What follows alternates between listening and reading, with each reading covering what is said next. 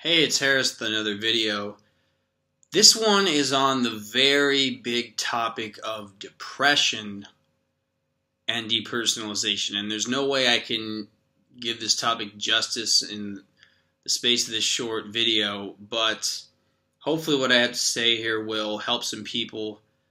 May not help everybody who watches it, but I'm just gonna share a lot of advice and thoughts that I've had struggling with depression alongside of depersonalization, alongside anxiety and OCD. A lot of these issues go along together.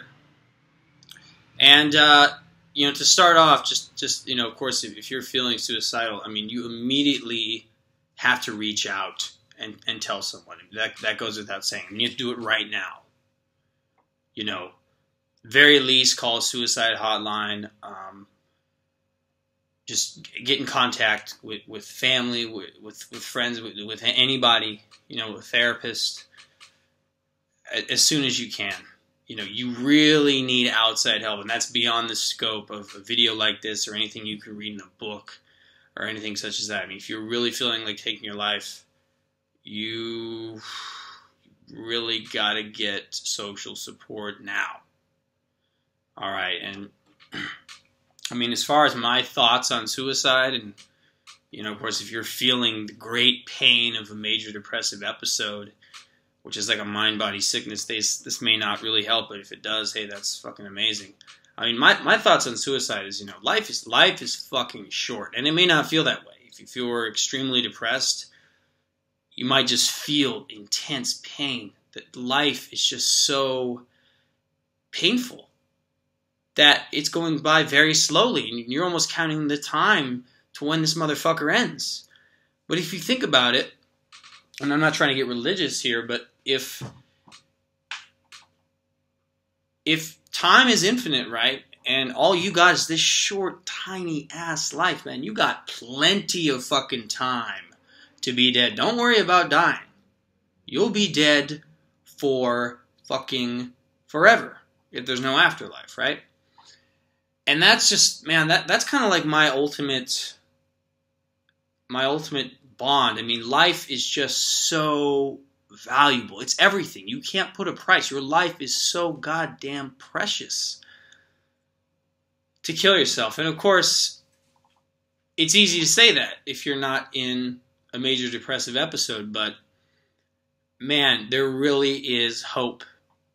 There really is opportunity.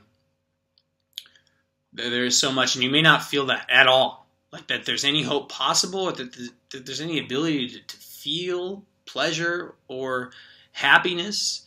But it's absolutely possible,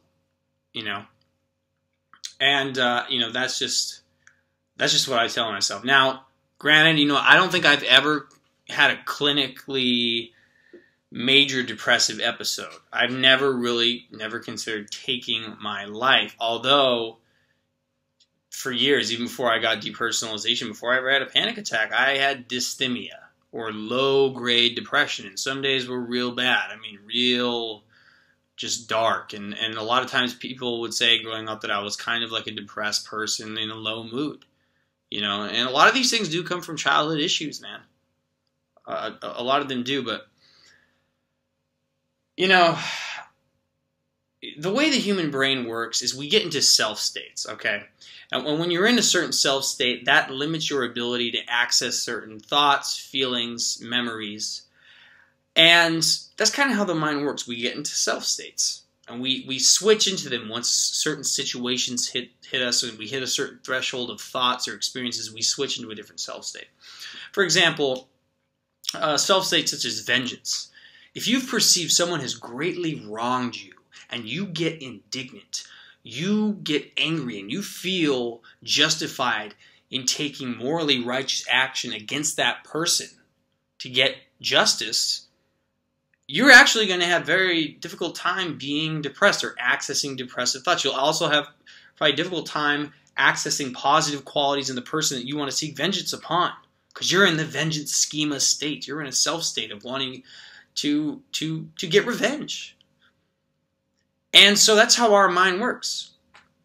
Likewise, if, you have an extreme positive expectancy for something great to happen, you know it's going to happen in the next few days, it might be very difficult for you to be depressed because you are just so doped up on positive expectancy, optimism. Optimism is literally dopamine. In fact, it's not really the great passion and the greatest feelings of life aren't necessarily getting what you want, although that's part of it. It's the positive expectancy, which is one of the most powerful forces, maybe the most powerful force in humanity, is a positive expectancy, literally optimism. It's literally dopamine or crack in your brain that gets released. And, the thing about depression in the context of depersonalization, it's all these things go together, all these comorbid disorders, right? You'll have, a lot of times, anxiety, some sort of depression, and depersonalization. A lot of times depersonalization gets misdiagnosed as either depression, anxiety, or a mix of the two, and a lot of people don't really understand what depersonalization is. So you've got this complicated web of things. You've got, first of all, anxiety can lead to depression because you feel trapped. If you're agoraphobic and you feel afraid to even go outside, well, now you're going to feel helpless. All right, helplessness, hopelessness, worthlessness, these things lead to depression, right? And then depersonalization on top of it, you might just not feel like doing shit, frankly.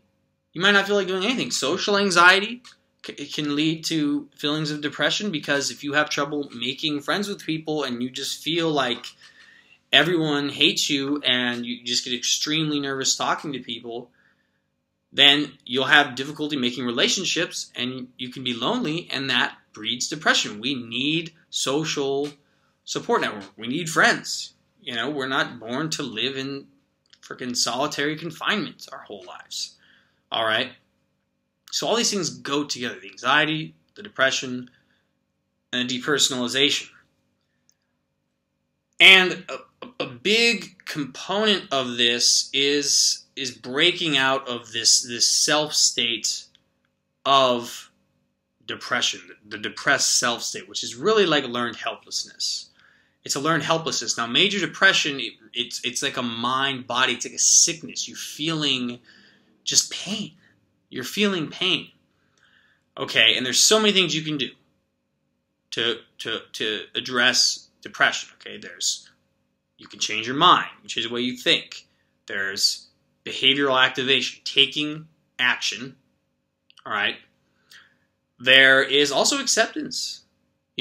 Because on this path of wanting to improve your mood, sometimes you can get caught in just this emotional perfectionism where you go, well, I shouldn't feel any negative feelings. That's not the case. There are healthy negative emotions. Negative emotions aren't the enemy. It's when it becomes a disorder. It's when it stops you from living your life, the life you want to live, that it becomes a disorder. Negative emotions go along with anything. And, anything worth having in life involves pain, involves struggle, involves setbacks, involves failure, involves criticism, rejection, and just having to overcome great struggles. Anything worth having in life. So how in the hell are you supposed to go through all that shit to get what you want? You have to have an image of something that you want in your head. So badly. You want it so badly. Okay? Intense optimism. If you can just get a little bit of it, this positive expectancy, man, this is one of the most powerful forces in the goddamn planet. If you have enough optimism, combined with a healthy dose of realism, you expect setbacks, you expect failure, you prepare for it, you have just clear action steps, define an action plan, man, you can dream big, and you have the optimism and the realism to back it up, fuck, you can be unstoppable. You can be unstoppable. But you've got to have the optimism. You've got to break out of learned helplessness. Okay, and a lot of this comes down to our explanatory style, which is the way we make sense of the world. Okay? Say in social anxiety, if someone rejects you or you perceive a rejection. A lot of times in social anxiety, people aren't really judging you. You think that you think you can understand what people are thinking about you. But let's say you actually get rejected by somebody. Well, how do you interpret that? This is where we get into the cognitive element of addressing depression, anxiety, and depersonalization too. How do you interpret events is the key. If someone rejects you, you can say, you can look at it rationally and say, well, this is just one instance of someone rejecting me. It could be because they were in a bad mood. It could be because maybe I did say something stupid. Okay, and then that means I need to change. That would be a positive way of looking at it. Like, how can I see the opportunity in this so-called bad situation? And every bad situation has opportunity built into it. So what people with depression and with a bad explanatory style would do is they would see it as being indicative of who they are. They would see a sense of pervasiveness, that I am just a social idiot, that I am, this is a permanent quality that I have, that I'm stupid, I'm always stupid, and, really, I am just kind of a worthless person. I should feel shame, I should feel guilt, okay? I should just be embarrassed about who I am. That's what people that have a negative explanatory style do, is they internalize something that's actually an external specific situation, and they don't see the positive element in it. Within every challenge is an opportunity to change and improve. And I've been reading a lot of Stoic kind of philosophy, which is a Roman philosophy that actually is a precursor to cognitive behavioral therapy. The cognitive behavioral therapists, the early ones, read Greco-Roman philosophy, and that's kind of the basis for cognitive behavioral therapy. It's not that the events of life are so bad, it's the way we perceive them and make sense of them that makes pain, okay? And you really have to change the way you think. You have to change the way you think. I was reading part of this book called The Obstacle is the Way, and it's about Stoic philosophy, and it was talking about just the challenges that great people have had to face. And the inventor Edison, his whole plant, his whole factory burnt down, and he didn't have any fire insurance, right? Because he built it to be fireproof, but it burnt down anyway, and he lost everything. Okay. But he had a really positive mindset about this. And he was actually able to come back extremely stronger and make gains he never made before after that. Right? But if someone with a depressed kind of view of things, they might feel like that's the end. That's it. Because people with depression have a lower frustration tolerance. Anything worth having in life, anything worth achieving, any skill worth having, any relationship worth having, involves a lot of pain, a lot of setbacks, a lot of frustration. You have to have a high frustration tolerance. And this comes down to realism. And positivity. And now, see, this is one of those things that when I was really going through depressed times, I would always laugh. It's like, positivity is such a crock of shit. I always thought it was stupid, but then I realized the shift I made in my head that really helped me realize what people really mean by this is opportunity focused. You've got to be focused on opportunities. Realistically. You've got to be realistic. You might question, well, who's more realistic? The pessimist or the optimist? Not necessarily either one. You can just be kind of a doped up, happy person, totally deluded. And that's not really, then that's kind of the straw man argument that people that kind of identify with depression get into. They go, yeah, look at these dopey fucking people. They're stupid. They don't realize what's going on. And so the pessimist goes into his hole and thinks that he's justified. But pessimists are oftentimes very wrong. They worry about shit that just never transpires. This happens all the time. And so it's not positivity, really, that you've got to have. You've got to have opportunity focus, okay? So you can dream big. You can dream big goals, right? And you got to be realistic. You got to be extremely optimistic, okay? You literally have to have that drug in your head. It really comes down to pain and pleasure. That image in your head of what you want there's so much pleasure in it that you will do fucking anything to get there, and then you're realistic. And this really comes down to writing shit down. You start writing shit down, you start getting out of your head and writing your thoughts down. That's one thing. Analyzing your thoughts and noting distortions. That's huge. Okay, that's one aspect. Then there's your goals. So you write down your thoughts, then you break it down and you write down your goals, okay, clearly. And you clearly write down what you expect to be setbacks and the effort you're going to have to take and how you might fail and how are you going to get back up from that and keep going. But in order to really get to the goals, you got to have a goddamn strong reason to get there. You got to have a really strong reason to get there. Okay? And that is key. It's key. You got to get out of your head and start writing shit down. Now, this isn't everything. Cognitive behavioral therapy isn't everything, okay? You have to start taking action. So there's behavioral activation as another method of overcoming depression. And a lot of times, when I would have days where I was just kind of curled up into a ball, feeling helpless, one of the things you can do is just the simplest of shit, like clean your room. I'm usually a pretty messy person, so I usually have something to clean. And you do that and you just feel good because, first of all, you're taking action. So you're kind of getting out of your head, right? You're getting out of your head, you're taking action, and you go, you know what? I actually did that. It gives you a little sense of momentum. Momentum is huge. This is one of the reasons why people get stuck in this learned helplessness, is because they've lost all momentum. You can go from being extremely successful to falling into a pit of depression if you feel like you've lost your momentum. Well, you've got to build that back.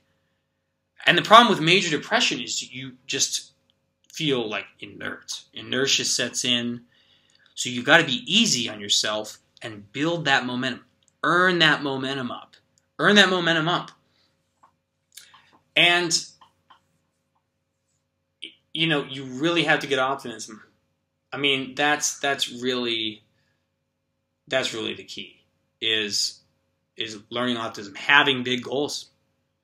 Man, that's what makes life worth living. It isn't necessarily the end result. It's the process, facing the challenges, rising to the challenges, and developing character through that.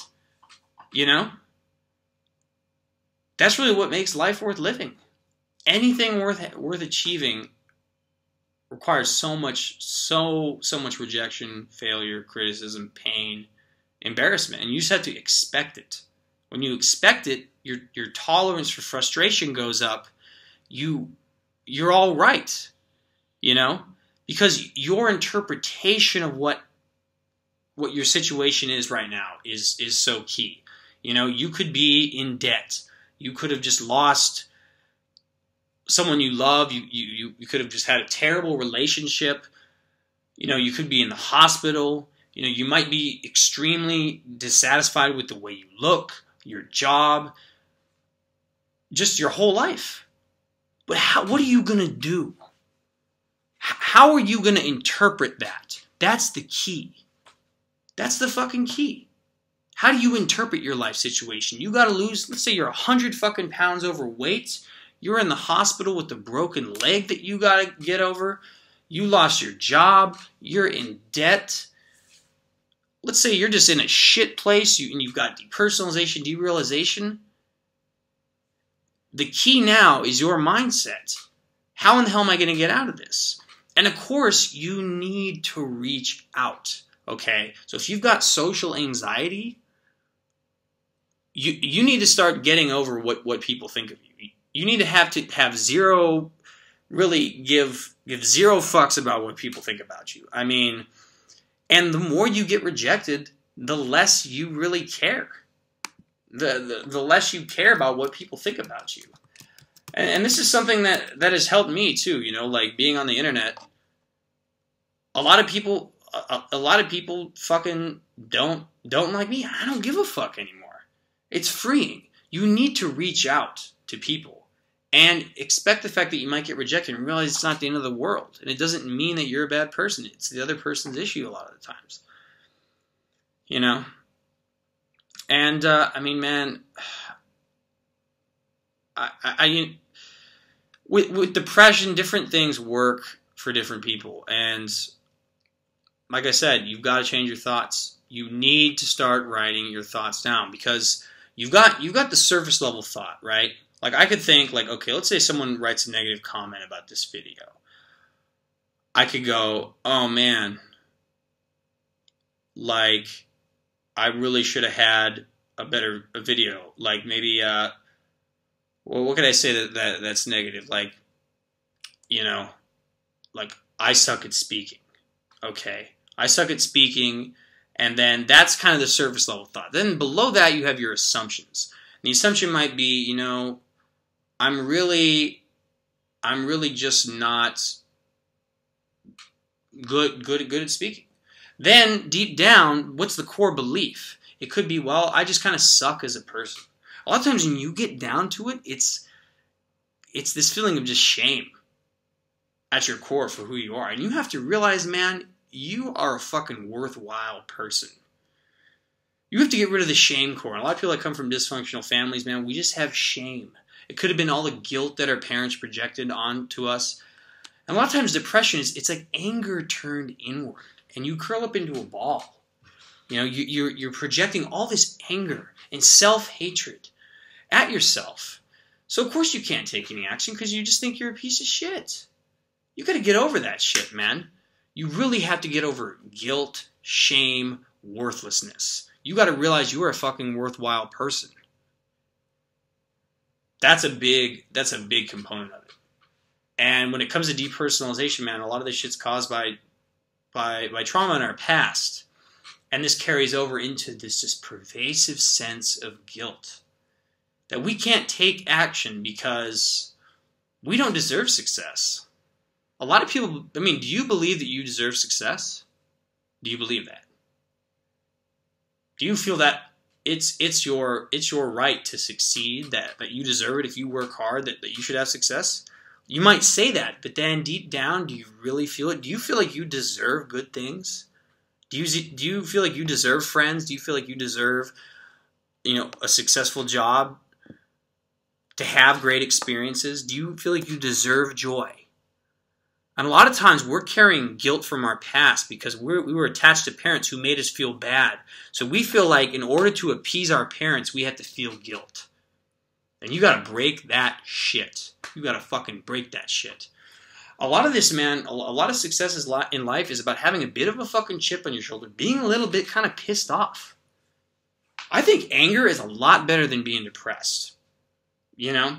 It's a lot better than being depressed. Now, I'm not saying you should go fucking kill people or do shit that's destructive, but if you can just kind of get a chip on your shoulder, be really fucking optimistic, have a goal you want so bad, man, something you wake up in the morning for, and you're realistic about it. You're not just one of these hippy-dippy motherfuckers like, oh yeah, I just think and it's going to happen. You got to take action. You got to take massive fucking action to get anything worthwhile in this life. Because you could say, oh, the economy is bad. Fuck the economy, dude. Are you going to be an average statistic or are you going to be the exception? That's the question. You want to achieve something really worthwhile? You got to be the motherfucking exception. You got to take massive action. You can't just go put in a little bit of effort, then not have the immediate success and go, oh, fuck, I didn't succeed. Nah. Man, you got to do don't look at what other people are doing. Don't look at the economy and go, oh, well, the economy sucks. You got to be the exception. A shit economy, there's fucking actually probably more opportunities in a bad economy than a good economy. And you have to learn to be the exception. You got to have big goals. You got to be realistic. And you got to have a chip on your shoulder. And you got to have the drive. And you got to be realistic about the setbacks, the challenges, the failures. You got to accept failure. You got to be willing to fail. Be willing to get rejected. And that's a big part of what acceptance is, because if you try to avoid, one of the pitfalls is, okay, there's a couple of pitfalls. There's the overly pessimistic. There's the delusional pessimist pitfall, where you really think, yeah, being pessimistic is realistic, and that's the truth. Negativity is the truth. We're all going to die, so fuck it, doesn't matter. And then you've got, on the other side, the emotional perfectionist who tries to stop themselves from ever feeling any bad emotions. These are both bullshit. Like, you're going to have to feel negative emotions, you know? And when you try to push like bad emotions down, they usually pop up more and you feel more depressed. You go, oh, and you get worried. Why am I feeling bad? You have to accept that and then take the action. So really, you got a lot of things. You need a social support network. Absolutely. Okay? You need to start writing your thoughts down and learn about cognitive distortions and change your thoughts, change your assumptions, change your core beliefs. Then you got to write your goals down.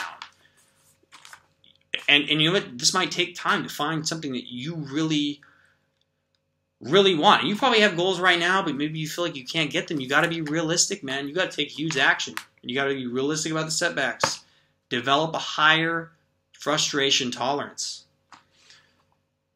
And I mean, and and in the context of depersonalization, you know, you're going to have to really, you know, you're really going to have to address it more than just the average person. And that's why I suffered with all this shit. Anxiety, depression, depersonalization. You got to, reading books. I mean, I've read so many books in overcoming all this shit. And I still deal with low moods. And like I said, you don't need to get emotionally perfectionistic. That's the other pitfall. So yeah, there's so many things that go into it. But ultimately, you got to act too. You got to take action. You sit around, fuck, I'd be depressed. Anybody would. You have to take action. And nothing is bad, but thinking makes it so. Nothing's neither good or bad, but thinking makes it so. It's true. So, I mean, hopefully this video has helped, man. I fucking hate depression. And it's funny, too, because a lot of people with depersonalization, we have anxiety, and we have some type of depression, right? And I kind of wonder sometimes what's worse. Feeling so depressed that you feel like life isn't worth living, or having a panic attack in which you're afraid to die but don't want to. Right? A lot of times we vacillate between these two, and I sometimes wonder, God, it's crazy. How hypocritical those emotions are to each other. They're totally contradictory, And a lot of this goes into your lifestyle. Social support network. You got to fucking exercise. You got to eat well. You got to change your thoughts. You got to engage in behavioral activation, and you got to really have a juicy image of something in your head. If you really be optimistic, have positive expectancy, it is dopamine. That's the reality of what it is. So, this is a huge topic, man. It's such a huge topic. So I just thought I'd make a video on it. Hopefully that helps somebody. And take care. Stay tuned for a lot more videos to come.